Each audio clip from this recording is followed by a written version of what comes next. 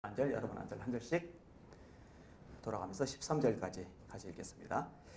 여호와여, 주께서 나를 권유하심으로 내가 그 권유를 받아 싸우며 주께서 나보다 강하사 이기셨으므로 내가 조롱거리가 되니 사람마다 종일토록 나를 조롱하나이다. 내가 말할 때마다 외치며 하늘과 멸망을 전파하고 여호와의 말씀으로 보이며 내가 지금토록 시험과 모욕거리가 되리이다. 내가 다시는 여호와를 선포하지 아니하며 그의 이름으로 말하지 아니하리라면 나의 마음이 불붙는 것 같아서 골수에 사무치니 답답하여 견딜 수 없나이다. 우리의 비방과 사망이 우리와 들주하니 그들이 이르기를 고소하라 우리도 고소하라 하며 내 지난 것도 다 내가 실족하기를 기다리며 그가 없이 유혹을 받게 되면 우리가 그를 이기며 우리와 주를 답장하나이다. 그러나 여호와는 두려운 용사 같으시며 나와 함께 하심으로 나를 박해하는 자들이 넘어지고 이기지 못할 것이오며 그들은 지혜롭게 행하지 못함으로 큰 치욕을 당하오리니 그 치욕은 길이 잊지 못할 것이니이다. 이를 시험하사 그들과 신명하고 싶으마 나의 사랑을 주께 하였어 주께서 그들에게 복하시니 나에게 복하옵소서. 다 같이 여호와께 노래하라. 너희는 여호와를 찬양하라. 가난한 자의 생명을 행악자의 손에서 구원하셨음이니라. 아멘. 인사 한번 하시죠. 할렐루야. 한번 믿음으로 따라해 보세요. 하나님, 제 심령에 하늘의 불을 내려주세요. 예수님이 누가복음 12장에 이렇게 말씀하세요. 내가 불을 땅에 던지러 왔노니 이 불이 이미 붙었으면 내가 무엇을 원하리요. 나의 받을 세례가 있으니 그 이루어지기까지 나의 마음의 답답함이 얼마나 하겠느냐. 여러분 가슴속에 하늘의 불, 성령의 불이 붙으면 주님이 기뻐하시는데 여러분 가슴속에 불이 안 붙으면 주님 속에 다 들어가신다는 거예요. 불이 붙으시길 바랍니다. 옆 사람 축복해 주세요. 성령의 불로 타오르십시오. 아멘. 어떤 부자가 작은 동물들을 생각하면서 불쌍하다는 마음이 들었어요. 쫓겨다니죠. 다치죠. 잡아먹히죠. 그래서 돈이 많겠다 성을 하나 사서 작은 동물들이 살 수 있는 좋은 환경을 꾸몄답니다. 먹을 것도 풍성하게 놔뒀답니다. 그리고 이제 다람쥐, 노루, 토끼, 사슴 이런 순한 동물들만 거기다 이제 풀어놓은 거예요. 행복하게 재미나게 번식하면서 잘 살아라. 그런데 시간이 지나면서 희한한 일이 발생을 했는데 행복할 줄 알았던 동물들에게 문제가 생기는 거예요. 털의 윤기가 사라지고 눈의 초점이 흐리멍텅해지고 메가리들이 하나도 없는 거예요. 그래서 이제 수의사를 불러다가 진료를 받게 하는데 수의사가 고기를 깨끗던 거예요. 병이 없다는 거예요. 당신 말고 다른 사람 부르겠습니다. 불렀는데 매일 반이 똑같은 거예요. 고민을 하다가 이분이 그저께 지혜롭다고 소문난 사람을 찾아갔어요. 그리고 이제 사정 얘기를 했더니 껄껄껄껄 웃으면서 그분이 대답을 해줘요. 그 섬에다가 이리 한 마리만 풀어놓으세요. 이리다니요? 그래서 내가 하라는 대로 해보세요. 그래서 이리 한 마리를 풀어놨는데 그 다음부터 이제 작은 동물들에게 비상이 걸린 거예요. 바스락 소리만 나면 튀기 시작하는 거예요. 슈가라고 막. 근데 이런 일이 생기고 나서 털의 윤기가 회복이 되고 눈의 초점이 살아나고 이 작은 동물들이 건강을 회복하기 시작해요. C.S. 루이스라는 분 여러분 잘 아실 거예요. 순전한 기독교라는 책을 썼죠. 그 외에 많은 책을 썼어요. 교수님이셨고 그리고 변증가이셨고 그리고 많은 책을 저술했습니다. 나니아 연대기 우리나라 극장에서 개봉이 됐었죠. 거기서 이제 아슬란이라는 사자가 나오는데 그 사자는 예수님을 상징하는 거예요. 일반인들도 가서 보는데 알라나 모르겠어요. 그 아슬란이라는 사자가 소년을 위해서 대신 죽었는데 3일 만에 살아나잖아요. 그 예수님 얘기거든요. 근데 그걸 우화적으로 이제 묘사를 한 거죠. 그 C.S. 루이스라는 분이 이렇게 말했습니다. 고난은 하나님이 인간에게 말씀하시는 확성기다. 인간은 평안할 때 하나님의 음성을 듣지 못한다. 그러나 고난이 떨어질 때 비로소 하나님의 음성을 듣기 시작한다. 성경은요, 고난에 대해서 놀랍게도 매우 긍정적으로 이야기를 끄집어냅니다. 고난 당한 것이 내게 유익이라. 이로 인하여 내가 주의 율례를 배우게 되었나이다. 고난 당하기 전에는 내가 그릇 행하더니 이제는 주의 계명을 지키나이다. 야고보서 1장은 아주 기가 막힌 말씀이 나오는데 형제들아 너희가 여러 가지 시험을 만나거든. 야고보서 1장의 시험은 두 개가 언급이 되는데 하나는 템프테이션 유혹이에요. 각 사람이 시험을 받을 때 내가 하나님께 시험을 받는다 하지 말지니 하나님은 악에게 시험을 받지 아니하시고 친히 아무도 시험하지 아니하시느니라. 오직 각 사람이 시험을 받는 것은 자기 욕심에 끌려 미혹됨이니 욕심이 잉태한 즉 죄를 낳고 죄가 장성한 즉 사망을 낳느니라. 거기에 넘어뜨리려고 마귀가 가져다주는 유혹으로서의 시험이고요. 근데 그 앞부분에 나오는 시험은요, 고난이라고 해석하는 게 오히려 맞아요. 근데 이제 한 가지 시험만 해도, 고난만 해도 힘들고 막 미칠 것 같고 속이 뒤집어지고 막 다리가 무겁고 휘청거리는데 여러 가지 시험이 닥쳤어요. 얼마나 힘들겠어요? 근데 이렇게 말씀합니다. 너희가 여러 가지 시험을 만나거든 온전히 기쁘게 여겨라. 기쁘게 여기래요. 이는 너희 믿음의 시련이 인내를 만들어내는 줄 너희가 알미라. 인내를 온전히 이루라. 이는 너희로 온전하고 구비하여 조금도 부족함이 없게 하려 함이라. 우리를 다듬어 가시는 과정이 바로 고난이라고 성경은 명백하게 말씀하고 계시는 거예요.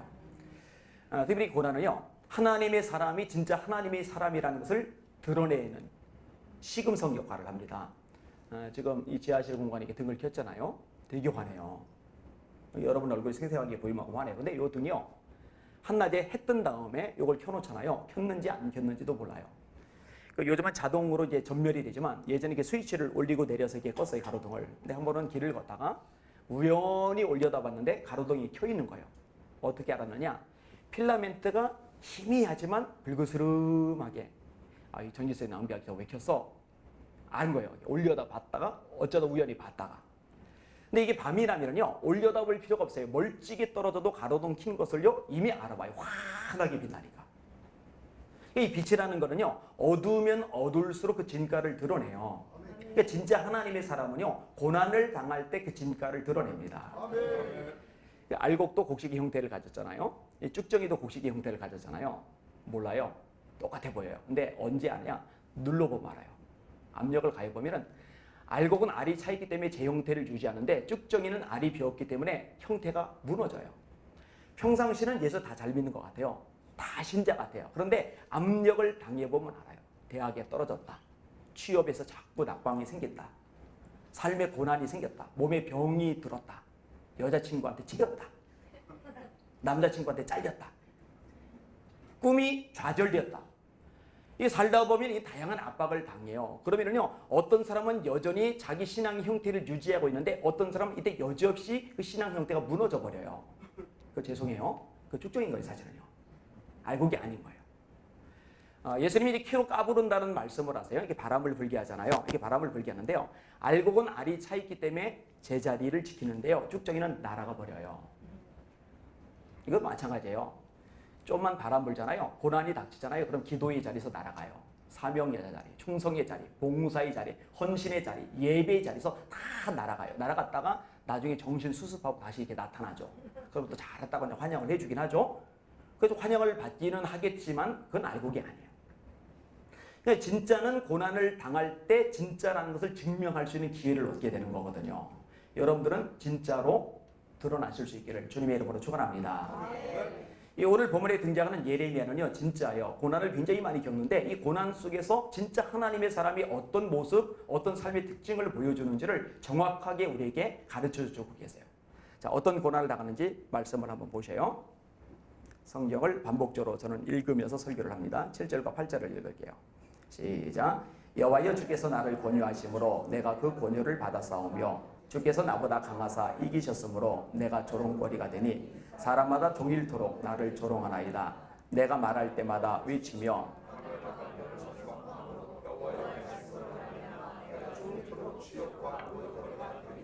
10절 시작. 나는 무리의 비방과 사방의 두려움을 들었나이다. 그들이 이르기를 고소하라. 우리도 고소하리라 하며 친한 것도 다 내가 실족하기를 기다리며 그가 혹시 유혹을 받게 되면 우리가 그를 이기어 우리 원수를 갚자 하나이다. 아멘. 여러분들은 언제 힘들어요? 제일 힘들 때가 뭐예요? 근데 제가 그래요. 다양하게 힘든 요소들이 있을 수 있지만은요, 사람을 제일 피마르게 할 때는요, 인간관계가 얽혔을 때입니다.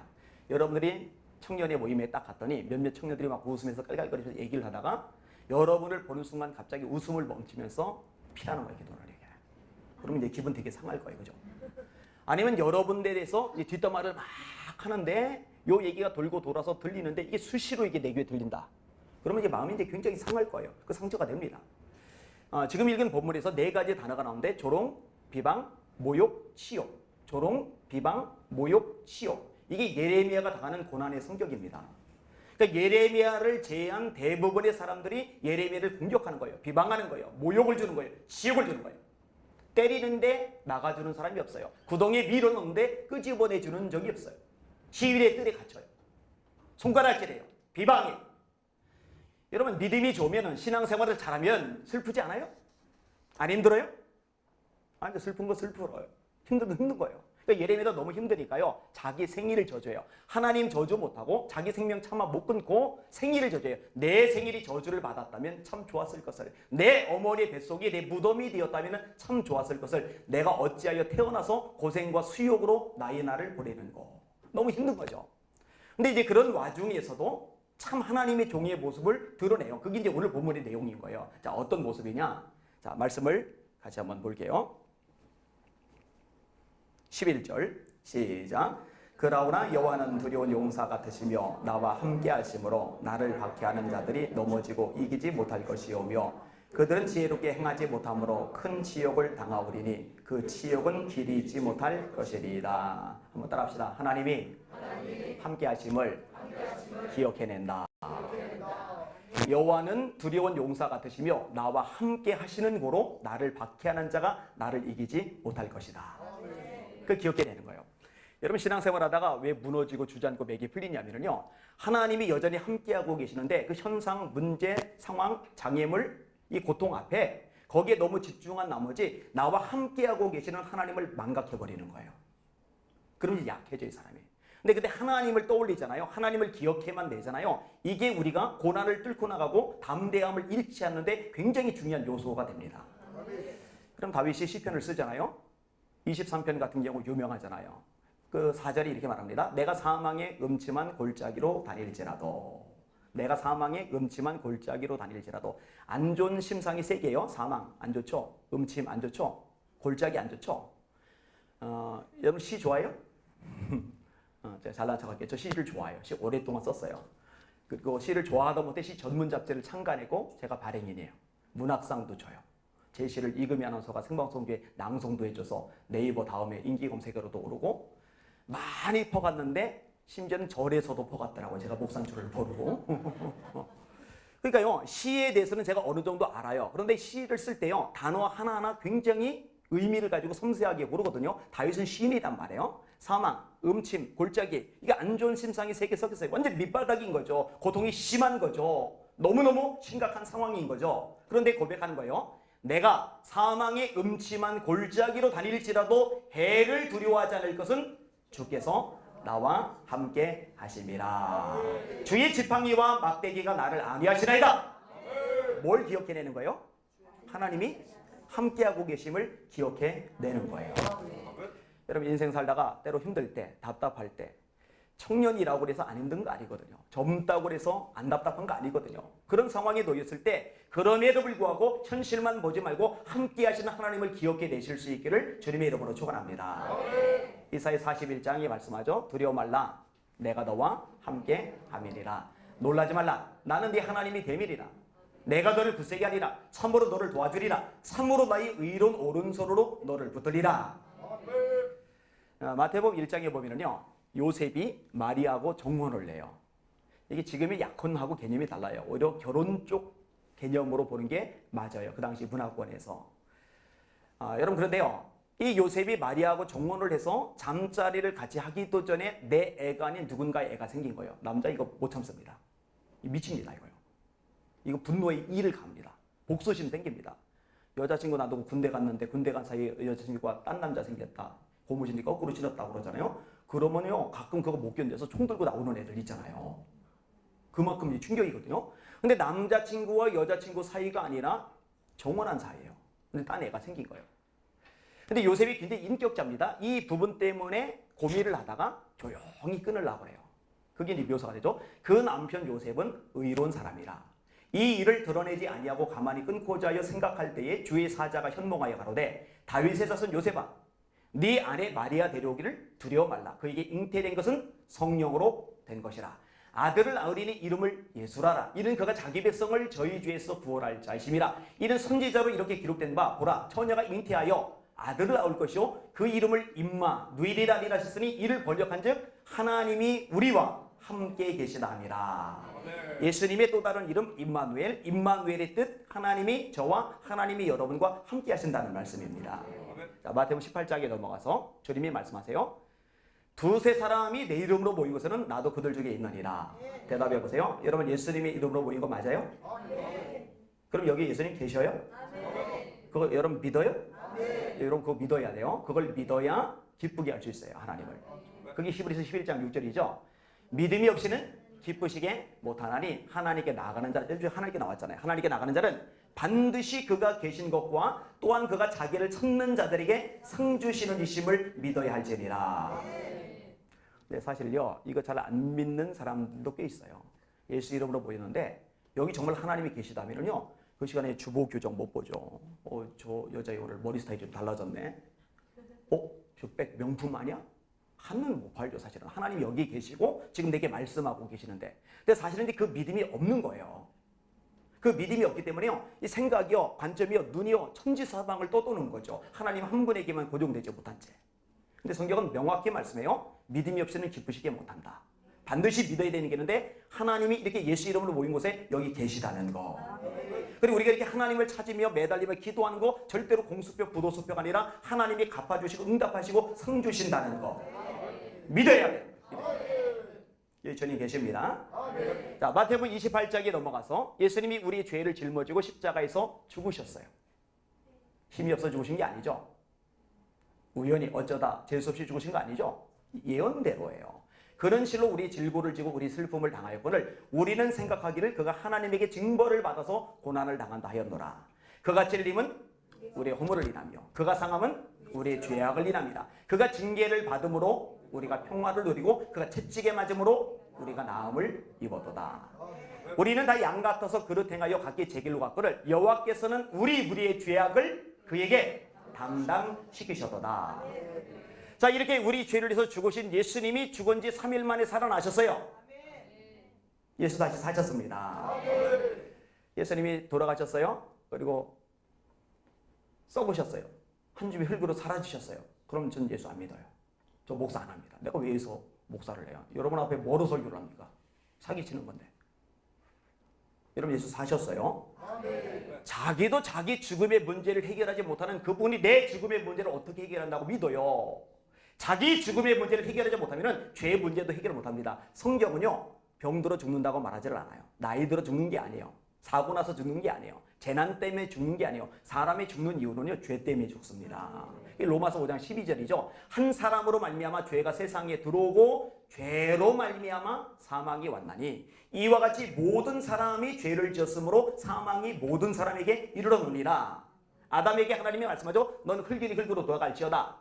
그런데 예수님이 죽으셨어요. 그리고 한 줌의 흙이 되셨어요. 그리고 사라지셨어요. 그러면 그분이 내 죄를 어떻게 해결한다고 믿어요? 그분이 내 죽음의 문제를 어떻게 해결한다고 믿어요? 그러나 예수님 다시 사셨습니다. 내 죄를 해결하십니다. 내 죽음의 문제를 해결하십니다. 영원한 심판 지옥도 해결하십니다.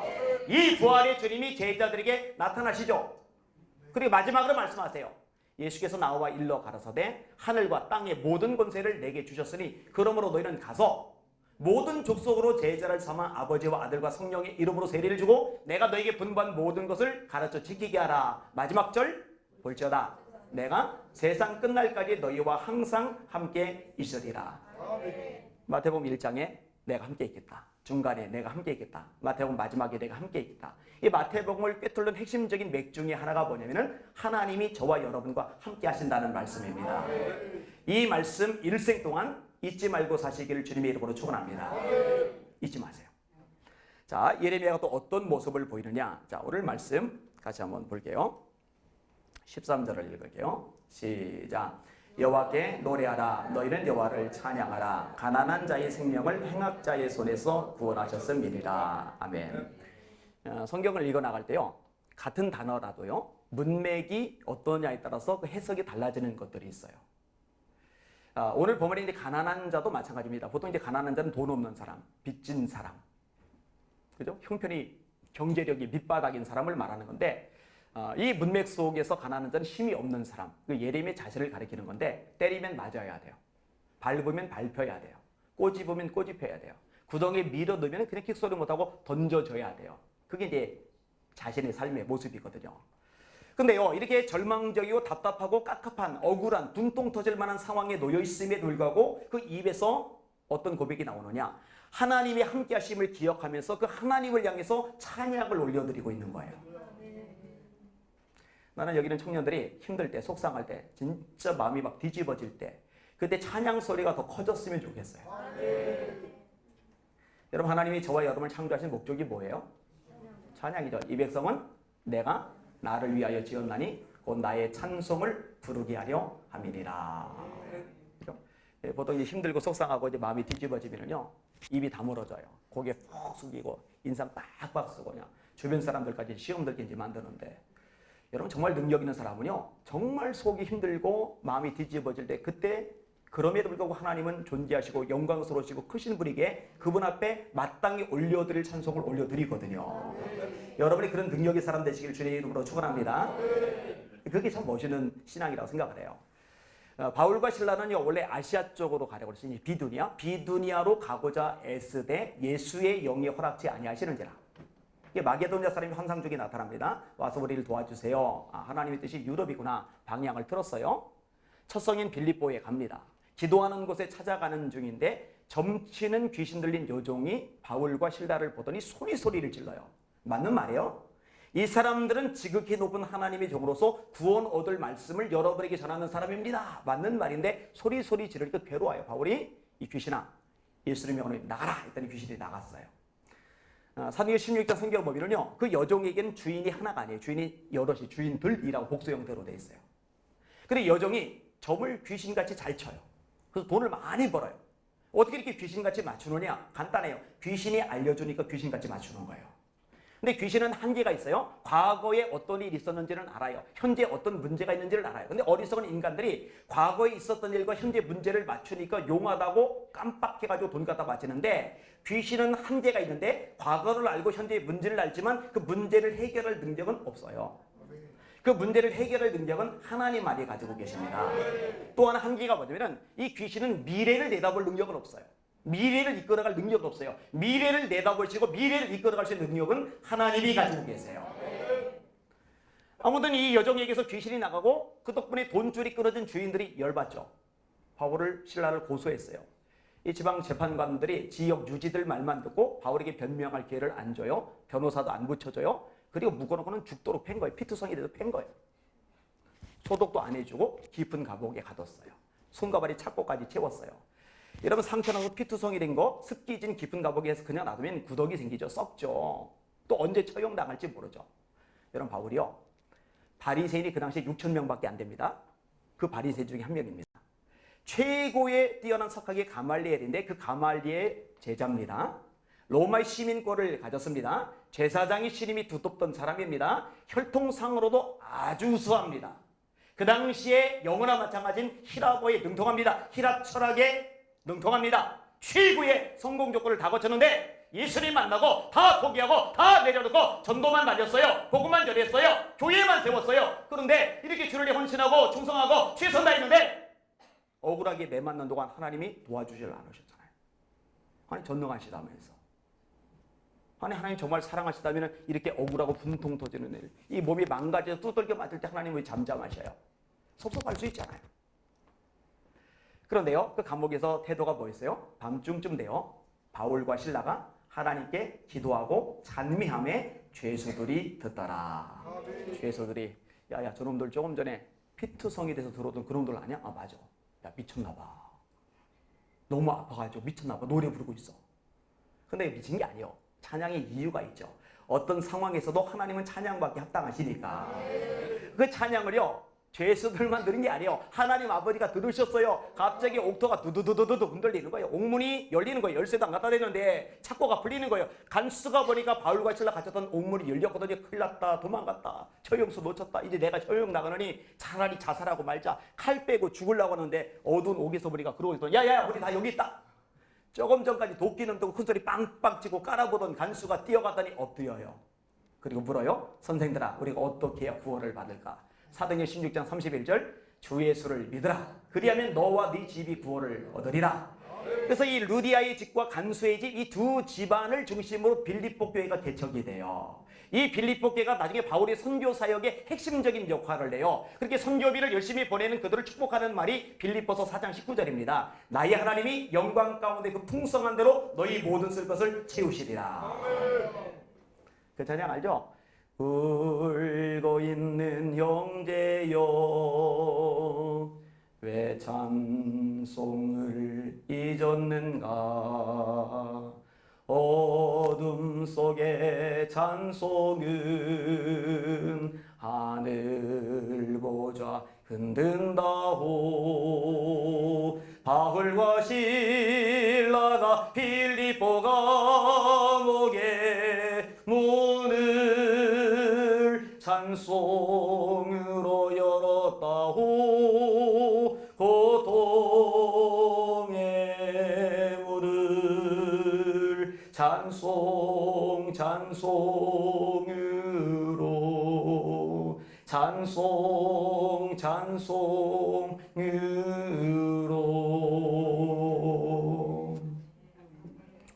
루이자 스테드 여사라는 분이 있어요. 이분이 원래 영국 분인데 미국에 망명을 갖고 고생하다가 이제 겨우 이제 기반을 잡고 먹고 살 만큼 여유가 생겼고, 그래서 남편과 함께 롱 아일랜드 해변에 해수욕을 왔어요. 휴가로.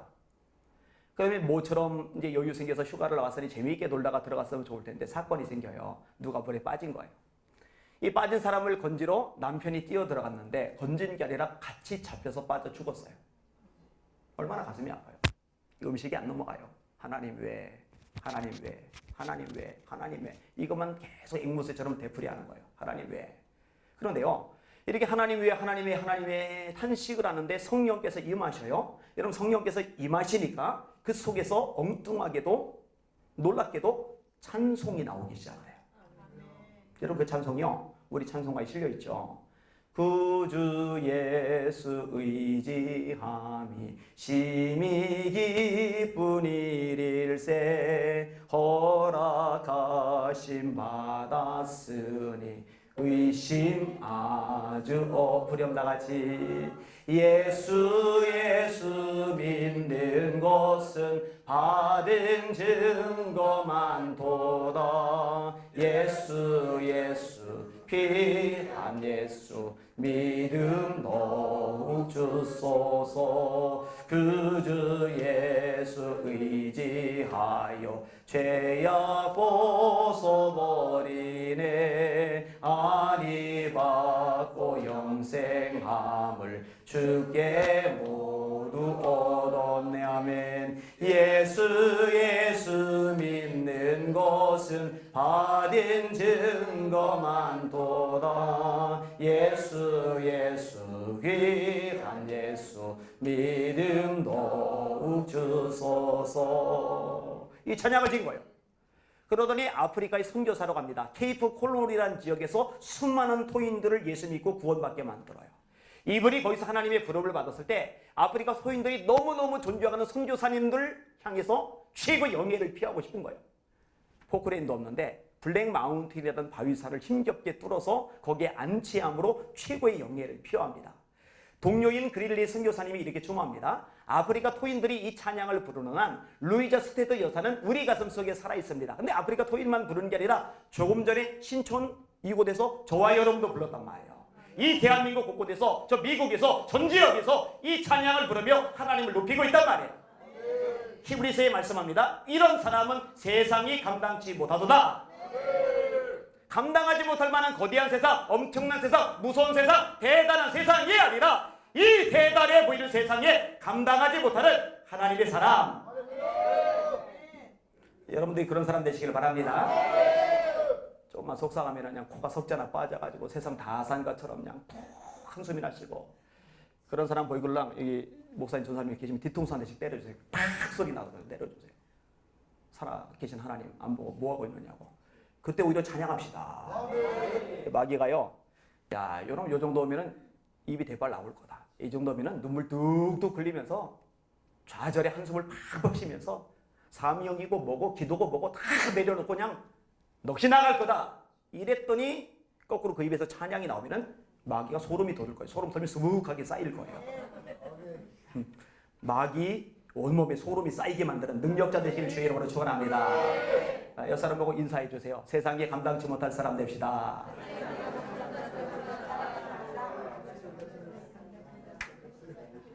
진짜예요? 됩시다. 그렇게 되시길 바랍니다. 자, 이 고난의 한복판에서 하나님이 함께 하심을 기억하고 그 하나님을 오히려 찬양을 해요. 자, 또 어떤 모습으로 보이느냐? 말씀을 한번 볼게요. 9절을 읽을게요. 9절. 시작.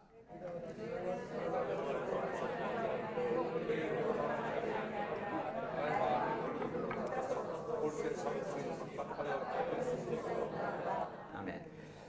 예레미야가 고난을 당하는데 고난을 당하는 원인이 뭐예요? 말씀을 전하는 것 때문에 그래요. 말씀을. 그러니까 예레미야도 너무 힘드니까, 너무 외로우니까, 너무 지치니까 아까 읽었잖아요. 나의 친한 벗들도 내가 타락하길 기다린다고. 유혹을 받으면 우리 원수를 갚지 않는다고. 친구들까지 다 등을 돌렸어요.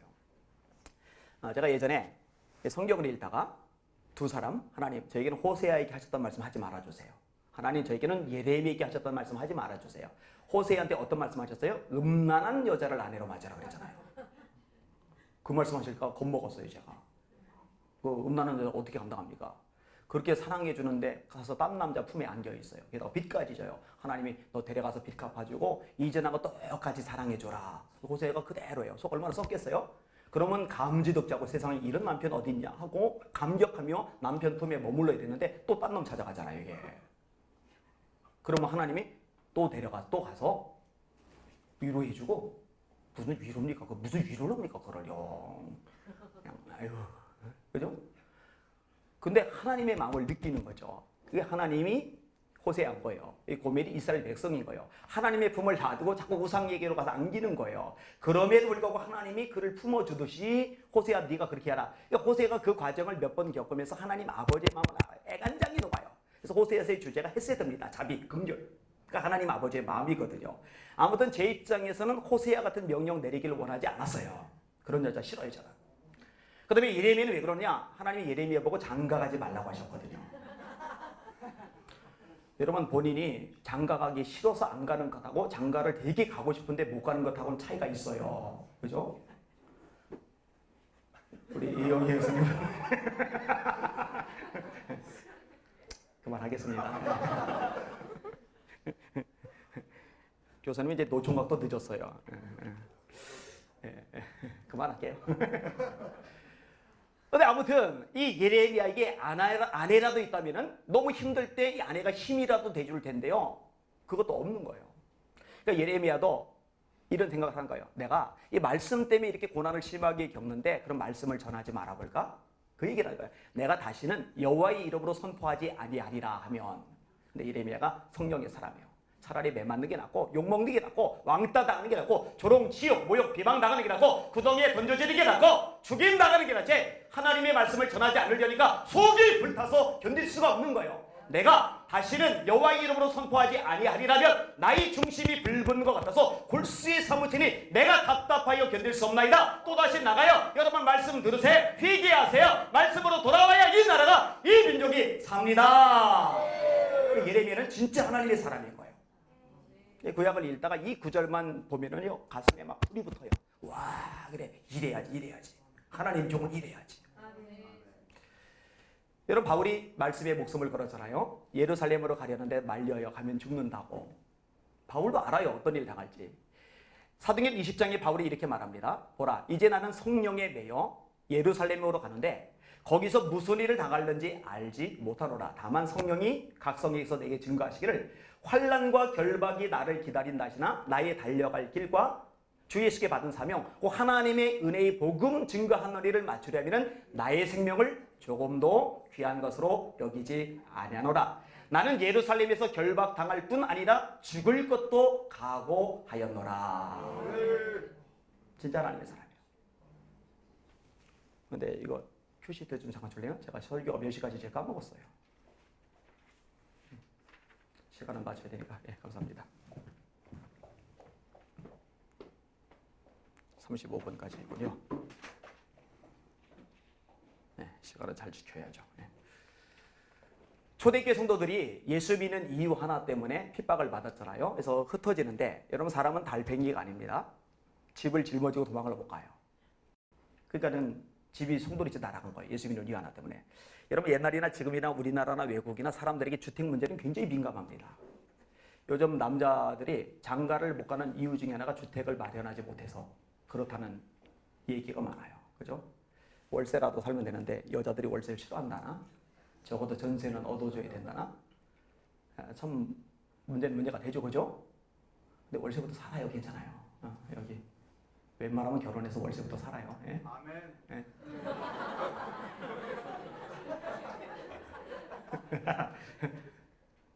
장가 가시려고요? 할렐루야. 저는 지금 빨리빨리 가. 예, 가야 돼요.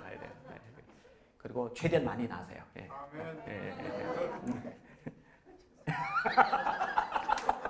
아멘. 참. 그러니까 이 집이 졸지에 날아갔고요. 그 다음에 핍박 때문에 피해서 도망을 가니까 직장 문제가 마련이 안 됐잖아요. 직장이 졸지에 날아간 거잖아요. 이것도 마찬가지죠. 예나 지금이나 우리나라나 외국이나 이 의식주 문제는 사람에게 굉장히 민감합니다. 먹고 사는 문제가 굉장히 스트레스를 많이 줘요. 근데 예수 믿는 이유 때문에 집이 날아갔고 직장이 날아갔고 게다가 살던 주변 사람들 그들과 떨어져서 낯선 곳에 버려졌어요. 예수 믿는 이유 하나 때문에. 여러분 직장 문제, 주택 문제, 게다가 지금 인간관계까지 단절되고 얼마나 깝깝합니까? 한숨 쉬기 딱 좋은데 그들이 뭘 했느냐? 흩어진 곳에서 말씀을 전하기 시작을 해요. 그중에 히락말을 할 줄 아는 사람들은 히락 사람들에게 복음을 전했고 주의 소리 함께 하심에 수당 무리가 믿고 죽게 더하더라. 그래서 생겨난 교회가 위대한 선교의 전초기진 안디옥 교회입니다. 그러니까 목사님 한 분이 파송이 돼서 건물 하나 얻고 현판 달고 십자가 걸고 창립 예배 드리고 전도에서 생겨진 교회가 아니라 핍박을 받아 집이 날아가고 직장이 날아가고 인간관계 깨지고 최악의 핍박다 상황에 놓여져 있는 그들이 말씀을 전해서 거기서 생겨진 교회가 안디옥 교회란 말이죠. 이게요 초대교회와 지금의 한국교회 레벨 차이라고 저는 생각을 해요. 여러분 말씀 전하는 사람 되셔야 돼요. 사람 눈치 보지 마세요. 여러분 말씀 전하다가 매 맞아본 적 있어요?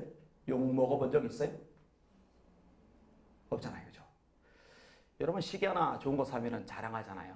스마트폰 최신형 요즘 삼성 뭐 노트 7인가 뭔가 탈이 좀 났더만 그런 거 하나 사면 자랑하잖아요. 차 하나 사면 괜히 폼 잡고 싶고 그죠? 그러잖아요. 그런데 예수님 자랑을 안 하면은 그건 뭔가 문제가 있는 거예요. 그죠? 말씀 전하는 여러분들 되시기를 주의 이름으로 축원합니다. 너는 말씀을 전파하라. 때를 어떤지 못 어떤지 항상 힘쓰라. 범사의 오래 참음과 가르침으로 경책하며 경계하며 권하라. 아멘. 자 마지막 하나만 더 생각을 해볼게요. 자 말씀 같이 해볼게요. 12절 같이 읽을게요. 12절 시작. 의인을 시험하사 그 패부와 심장을 보시는 만군의 여호와여.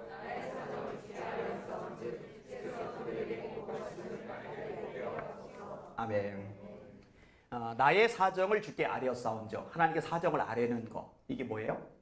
기도죠. 뭐뭐 하게 하옵소서. 뭐 하는 거예요? 기도하는 거죠. 그러니까 지금 굉장히 고난 속에 있는데 그때 하나님이 함께 하심을 기억하면서 그 하나님을 찬양하고 맡겨진 사명 감당하고 그 하나님께 매달려 부르시는 거예요. 이게요 아주 중요한 기초죠. 아주 핵심적인 기초죠. 이 기초가 튼튼한 우리 청년들 되시기를 예수님의 이름으로 축원합니다. 예레미야 33장에 보면요 예레미야가 시위대 뜰에 갇힙니다. 제가 예전에 수술을 했어요. 아주 큰 수술을 했어요. 뇌 수술을 했어요. 그래서 수술을 하고 나서 제일 먼저 신경 쓴 게 뭐냐면 제 발음이었어요. 왠지 알아요? 저는 말씀을 전하는 사람이거든요. 발음이 꼬이면은 저는 제 목숨을 잃는 것보다 그게 더 무서워요.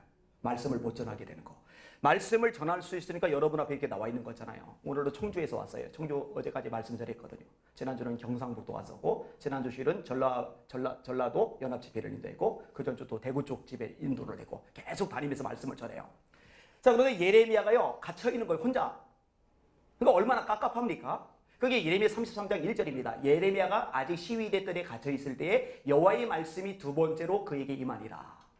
그러니까 내가 할 수 있는 게 아무것도 없다라는 생각이 들어요. 너무나 무기력감을 가져요. 그때 하나님이 그에게 말씀하세요. 2절인데 이를 행하시는 여호와 그것을 만들며 성취하시는 여호와 그의 이름을 여호와라 하리가 이같이 이르시도다. 예레미야 착각하지 마. 너 갇혀있다고? 아무것도 할 수 없다고? 아니야. 착각하지 마. 일을 행하는 건 네가 아니야. 나야. 성취하고 만들어내는 건 네가 아니야. 내가 하는 일이야. 너 우리가 아무것도 할 수 없다고? 아니야. 세상 사람, 하나님을 모르는 사람은 정말 아무것도 할 수 없지만 나를 믿는 너는 그 가운데서 할 수 있는 게 하나가 있어. 그게 3절이죠. 너는 내게 부르짖으라. 내가 네게 응답하겠고 네가 알지 못하는 그거 비밀한 일을 내게 보이리라. 기도할 수 있어요. 진짜 아무것도 할 수 없을 때, 완전히 깔아져서 정말 속수무책일 때 세상 사람들은 그대로 마침표 찍어야 되지만 우리는 쉼표일 뿐이에요. 그리고 이어서 할 수 있는 게 한 가지가 남아요. 기도할 수 있어요.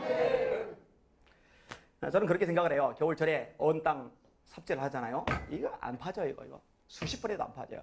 근데 포크레인으로 푹 두면 그냥 삽질 수십 번 한 것보다 더 많이 퍼져요. 우리가 발버둥 치고 노력하고 애쓰고 수고하고 이게 귀하지 않은 거 아니지만 그렇게 해서 미미한 것, 하나님이 한 번 제대로 역사하시면 엄청난 결과가 나오는 줄 믿으시길 바랍니다. 그 엄청난 결과를 끌어들이는 통로가 뭐냐? 그게 기도란 말이죠. 그래서요, 제 요즘에 최고 관심사는요, 어떻게 하면 기도를 더 할까예요. 저도 꽤 바빠요. 나이 안 맞게 뭐 맡은 게 너무 많아요. 이사장, 뭐 대표, 발행인 포함해서 직함이 30개가 넘어갔어요. 왜 이렇게 많아요? 그게 담임 목사이죠. 교회 설교 계속 해야 돼요. 집회 일정 매주 있어요. 그런데 그런 것만 정신없이 하다 보면은요, 껍데기 돼요. 노하우로 해요. 겉보기는 그렇던데 속빈 강정이 돼요. 그럼 나중에 아무것도 아니에요. 그래서 기도 안 놓쳐요. 새벽 기도 갔다 오고 나서 점심 먹기 전까지 전화도 안 받고 사람도 안 받고 기도만 해요. 죄송해요. 잘난 척하는 것 같아서 하루에 한 4시간 이상은 기도에 집중을 해요. 적어도. 그런데 놀라운 게 뭐냐면요, 제가 막 분주하게 이것저것을 하는 것보다 그냥 하나님하고 같이 있는 시간을 많이 가지면요, 일이 더 잘 풀려져요. 이 일을 행하시는 여호와, 그것을 만들며 성취하시는 여호와, 그의 이름을 여호와라 하느니가 이같이 이르시도다. 너는 내게 부르짖으라. 내가 네게 응답하겠고 네가 알지 못하는 그 비밀한 일을 내게 보이리라. 예수님 말씀하셨죠. 지금까지는 너희가 내 이름으로 아무것도 구하지 아니하였으나 구하라. 그리하면 받으리니 너희 기쁨이 충만하리라. 아무것도 염려하지 말고 걱정하지 마세요. 염려하지 마세요. 발 동동동 부를 필요 없어요. 염려하지 말고 오직 모든 일에 기도와 간구로 너희 구할 것을 감사함으로 하나님께 아뢰라. 그리하면 모든 지각에 뛰어난 하나님의 평강에 그리스도 예수 안에서 너희 마음과 생각을 지키시리라. 여러분, 하나님이 우리 생각을 지켜주면 스트레스 안 받죠. 머리 복잡할 거 없죠. 두통이 시달릴 거 없죠.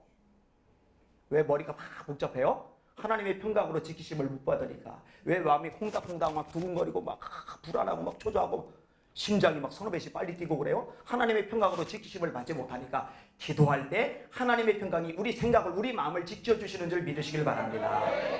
아멘. 어디서 뭔 얘기를 하고 어디서 뭔 얘기를 안 했는지를 제가 잘 모르겠어요. 지저사미들 다 가세요? 들어도 상관없어요. 아무튼 교수님이 계속 대답하시네. 완전 모범생이 모범생. 뭔 얘기를 할까요? 뭔 얘기를? 저 뒤쪽에 아내가 앉아 있는데, 제가 결혼한 얘기 했어요? 안 했어요.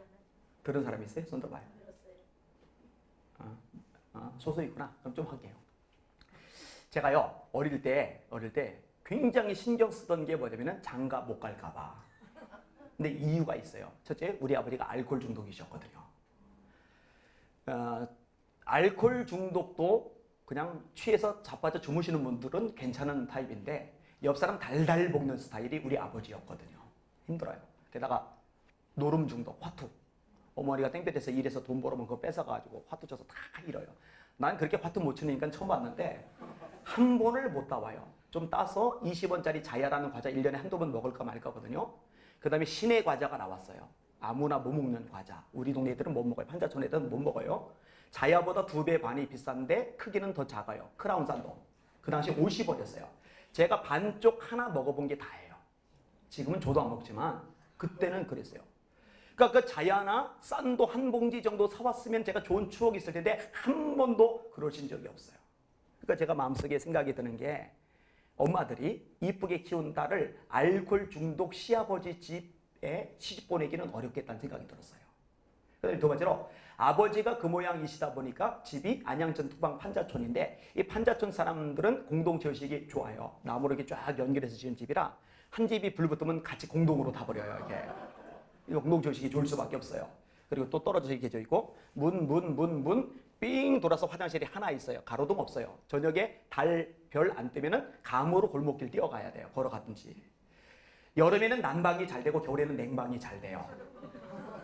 지금 안 노는 사람은 뭔가 모자란 사람입니다.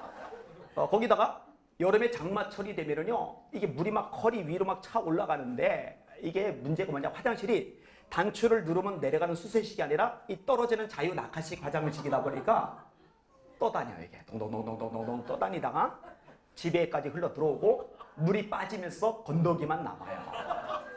그러니까 제가 어릴 때 이 막 긁고 다녀서 딱지 부스럼 피부 질환이 심했어요. 위생이 그 모양이니까. 30몇 년 만에 동창을 만났는데 저한테 솔직히 얘기해 주더라고요. 너 그때 냄새 났었다고. 냄새 나죠. 그 생각이 드는 거예요. 우리 집에 친구를 데려오질 못해요. 이런 집구석에 이쁜 딸을 시집 보낼 일은 없겠다. 그 생각이 드는 거예요. 그 다음에 세 번째는 제가 불쌍한 우리 어머니 도우려고 초등학교 때부터 신문 배달하고 시장 가서 신문지 깔고 앉아 시금치 팔기도 하고 밭에 가서 물을 볶기도 하고 그러다가 중학교 1학년 때 교통사고를 당해서 왼팔이 잘렸어요. 이게 이제 팔이 없어요. 가짜. 이 중학교 1학년짜리가 당하기는 너무 이제 큰 고통이었어요. 근데 아무튼 아버지 알코올 중독이지 집 판자촌 건더기 남는 집이지 게다가 팔까지 하나 없는 불구 총각에게 소중한 딸을 시집 보낼 엄마는 없다. 이게 제 어릴 때의 결론이었어요. 그리고 그 결론이 내리자마자 방법이 딱 하나예요. 제가 할 수 있는 게 딱 하나예요. 기도.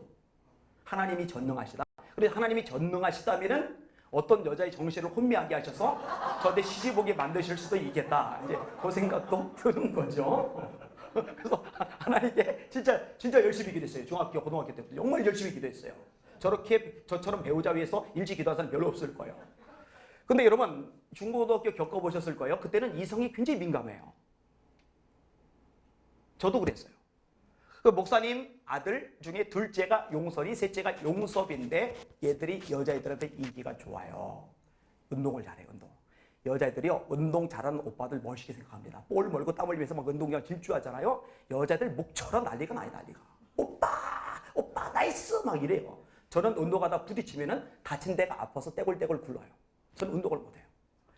얘들은요 기타를 잘 쳐요. 기타 치면서 막 찬양하잖아요. 악기 다루는 오빠도 멋있잖아요. 평소에 찬양도 안 부르던 가신 애들이요 그 주변에 뺑 모여가지고 선망의 눈치를 쳐다보면서 찬양 불러요. 그거요 제 입장에서 꼴배예요. 그거. 얘들 주변에는요 진짜로 중학교 3학년, 고등학교 3년, 6년 동안요 여학생들이 끊이질 않는데 제 주변에는 여학생들은 한 명도 없어요. 성령님만 함께 하시지.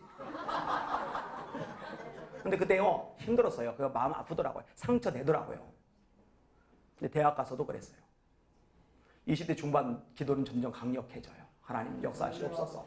20대 후반 제 기도는 절규가 됩니다. 전능하신 아버지 하나님 어디 가셨나이까?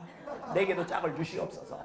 그리고 30이 넘어갔어요. 결국 30이 넘어갈 때까지 애인 말고 여자친구 자체도 한 번 없어요. 영화관 한 번 가본 적이 없어요. 같이.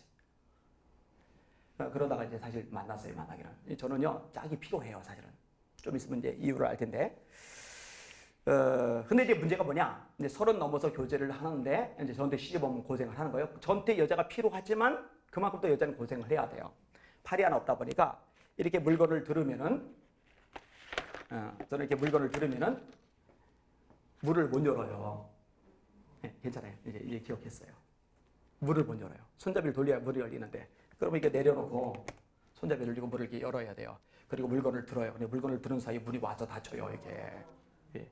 그럼 이거 또 빨리 하는데 그래도 또 와서 다쳐요 막. 쌀푸대 3층 살 때 아내가 다 짊어지고 올라가세요. 전 쌀푸대를 못 안아요. 벽에다 못을 박아야 액자도 걸고 옷걸이도 걸잖아요. 근데 못을 잡으면 망치를 들 수가 없는 거예요. 망치를 잡으면 못을 들 수가 없는 거예요. 한 손으로 못을 벽에다 대고 다른 손으로 이렇게 쳐야 되잖아요. 근데 전 그게 안 돼요. 그렇다고 못을 벽에다 대고 머리로 막을 수는 없잖아요. 이게. 애기는 목을 못 가넣어요. 그래서 등과 목을 같이 받쳐줘야 되는데 저는 그게 안 돼요. 등을 받치면 목이 이렇게 떨어지고 그렇다고 애 목을 잡고 들 수가 없잖아요. 저는 제 손톱을 못 깎아요. 이거 사소한 거잖아요. 별거 아니잖아요. 근데 이게 안 돼요.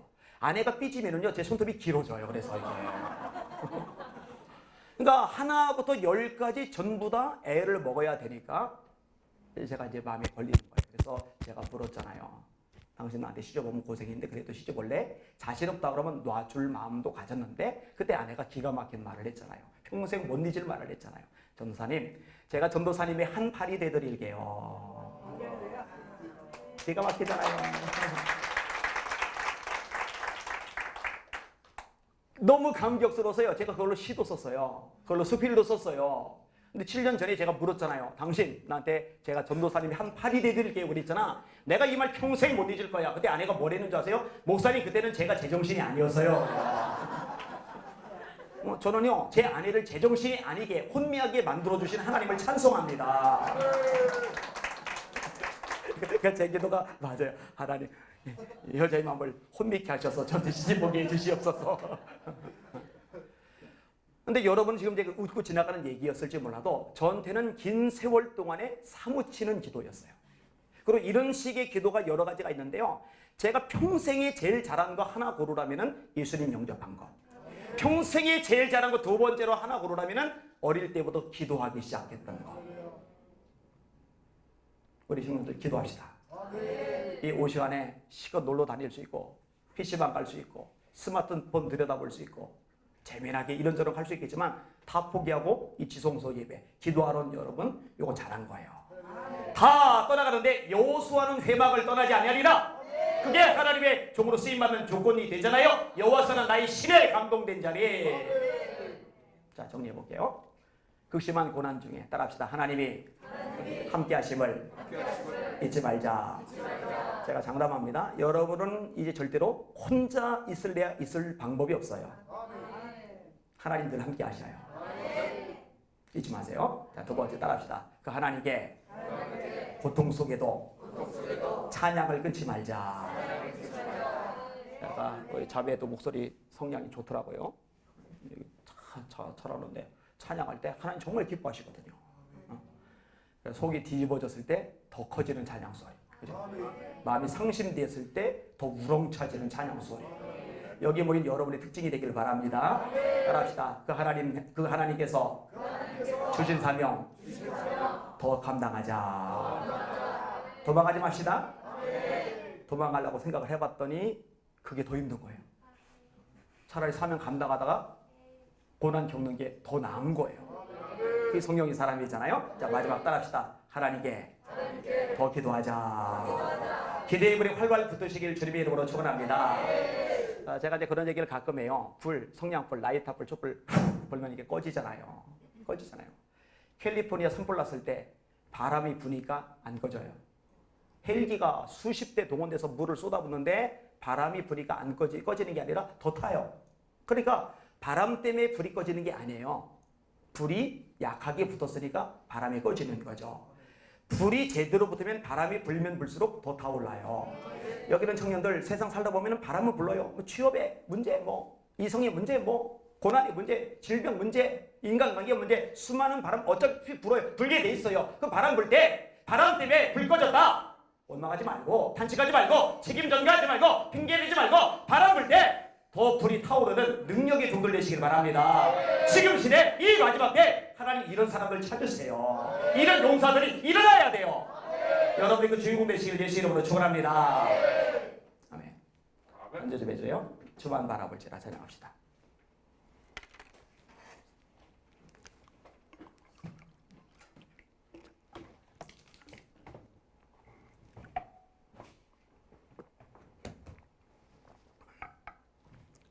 주만 바라볼지라.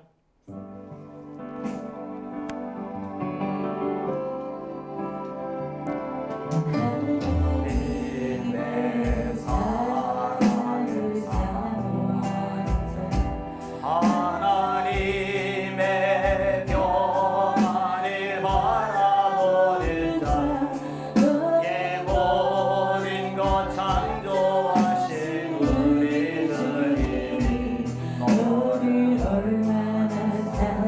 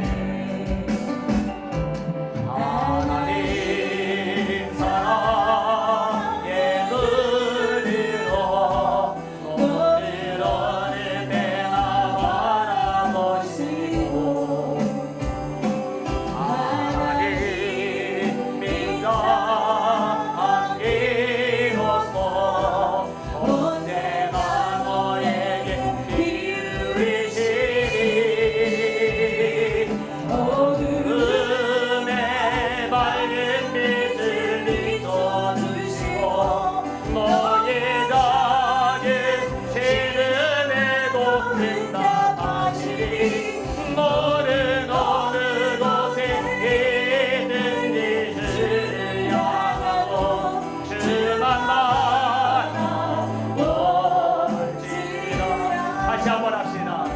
하나님의 사랑을 사모한다. 하나님의 평안을 바라보는 자, 너의 모든 것 창조하신 우리 주님이 너를 얼마나 사랑하시는지. 하나님의 찬양과 경배하는 자, 하나님의 선하심을 닮아가는 자, 너의 모든 것 창조하신 우리 주님이 너를 아멘 아멘. 하나님 사랑의 눈으로 오늘 너를 내가 바라보시고. 아멘 아멘. 하나님 민족한 기로서 언제나 너에게 기울이시니. 아멘. 은혜 밝은 빛을 비춰주시고 작은 신은혜도 응답하시니.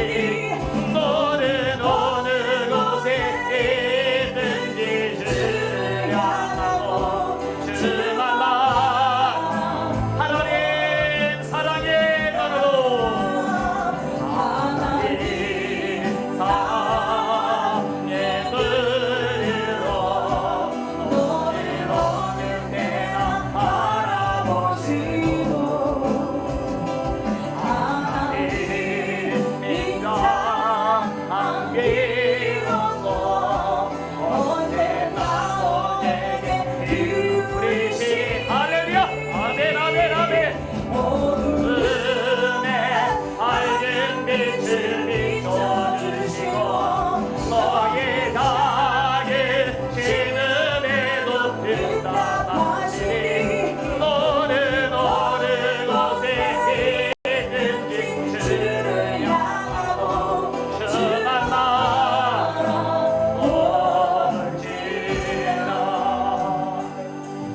다 같이 하나님 앞에 두 손 높이 드세요. 합심하여 기도하는데, 하나님